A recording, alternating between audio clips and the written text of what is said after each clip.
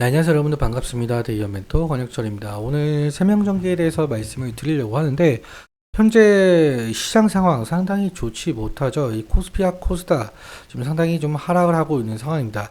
하지만 반대로 이 세명전기는 20일 이평선 돌파를 해주는 움직임을 좀 보여주고 있거든요. 그래서 만약에 돌파를 완벽하게 해준다면 상승 추세로 넘어갈 가능성이 있겠는데, 하지만 돌파를 하지 못한다고 한다면 다시 하락할 가능성이 있겠죠. 그래서 이러한 부분들, 지지라인 도대체 어디인 것인지, 돌파 저항대는 어디인지 말씀을 드리려고 합니다. 그리고 여러분들께서 이 세명전기에 대해서 궁금하신 점이 있다면 꼭 댓글 남겨주셔가지고 그 댓글 하나하나 읽어보고 여러분들의 궁금증들 모두 풀어드리려고 하니까 꼭 댓글 남겨주시길 바라고요. 그럼 바로 본론으로 들어가 보도록 할 텐데, 먼저 이 세명전기가 어떠한 모멘텀을 가지고 있는지 그 부분부터 좀 살펴보도록 하겠습니다.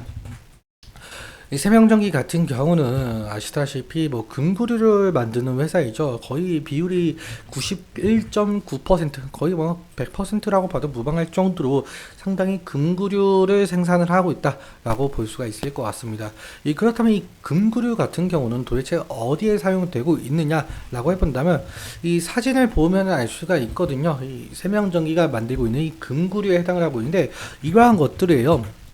이러한 부품들, 이런 부품들이 금구류라고 하고 있는데, 이러한 금구류 대부분 이 송전탑이나 이 전신주에 활용이 되고 있는 제품들이죠.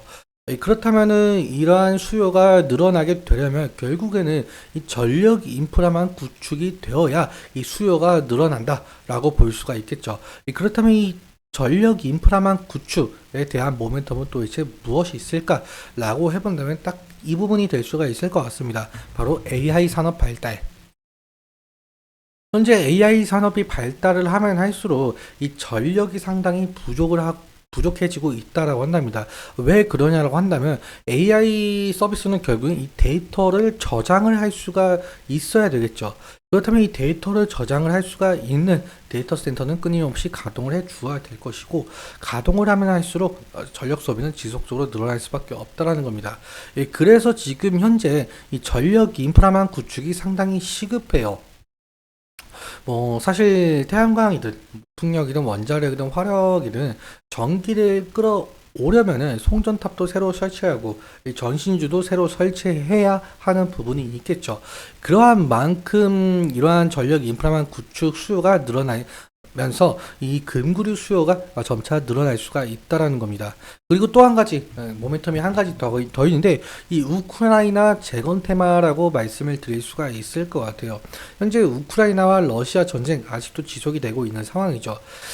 뭐 언제 끝날진 모르겠지만 만약에 전쟁이 끝난다고 한다면 우크라이나 다시금 도시를 재건을 해야 하는 상황이 발생을 할 겁니다. 그렇다면은 이 도시 재건을 할 때 무조건적으로 필수적인 것은 전력 인프라만 구축이죠. 이 전력 인프라만 구축일 때 이 세명전기의 금구류가 수출이 진행이 된다라고 한다면 이 매출적인 도움 상당히 될 가능성이 높을 것 같습니다. 이러한 모멘텀을 가지고 이 세명전기 상당히 상승한 바가 있었었죠. 하지만 지금 현재의 흐름은 어느 정도 하락을 한 바가 있었는데, 그런데 오늘 시장 상황이 좋지는 않지만 세명전기가 다시금 상승의 모습을 보여주려고 하고 있어요. 그럼 기술적인 측면 바로 들어가 보도록 하겠습니다. 오늘 2% 상승, 2.7% 상승을 하면서 이 20일 이평선 돌파를 해준 움직임을 보여주고 있죠. 코스피와 코스닥 시장이 상당히 좋지 못한 흐름을 보여주고 있는데, 이 코스피 같은 경우 0.08% 하락을 하고 있고, 코스닥 같은 경우는 현재 0.76% 지지라인 모두 이탈한 모습을 보여주고 있죠. 그래서 지금 사실 시장이 상당히 좋지 못한 흐름을 보여주고 있지만, 이 반대로 세명전기는 어느 정도 돌파를 해주는 움직임까지 보이고 있다.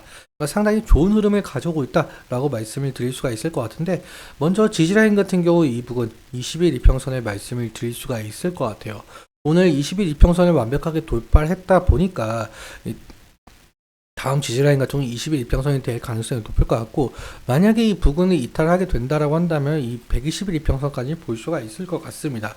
하지만 이 120일 이평선까지 이탈을 하게 되면은 여기 240일 이평선까지의 이격도가 상당하다 보니까 리스크적인 관리 해야 될 것 같다라는 말씀 드릴 수가 있을 것 같고요. 그러면 일단 1차적으로 20일 이평선 저항대를 돌파를 했으니까 여기 2차적인 저항대인 이 60일 이평선을 돌파해 주는 것이 제일 관건이라고 생각을 하고 있습니다. 그래서 20일 이평선, 60일 이평선을 돌파를 해주는 흐름을 나와준다라고 한다면 다시금 이 구간까지는 올 가능성이 있겠죠.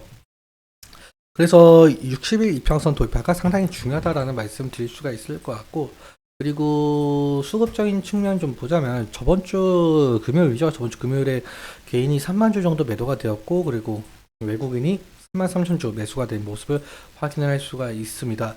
거래량이 상당히 나와주긴 했었지만 윗꼬리가 상당히 길게 나오면서 5% 마감을 했다라고 볼 수가 있겠죠.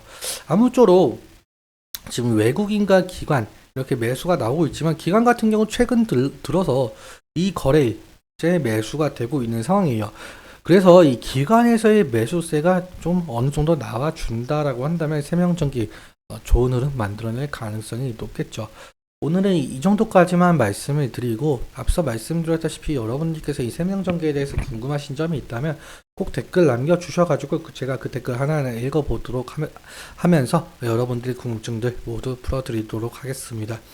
그리고 오늘 말씀드렸던 내용들과 차트적인 부분들에 대해서는 제 개인적인 견해가 상당히 있다 보니까 여러분들의 주관적인 견해와 함께 투자를 현명한 선택하셨으면 좋겠습니다. 오늘도 시청해주셔서 감사하고 지금까지 데이어 멘토 권혁철이었습니다. 감사합니다.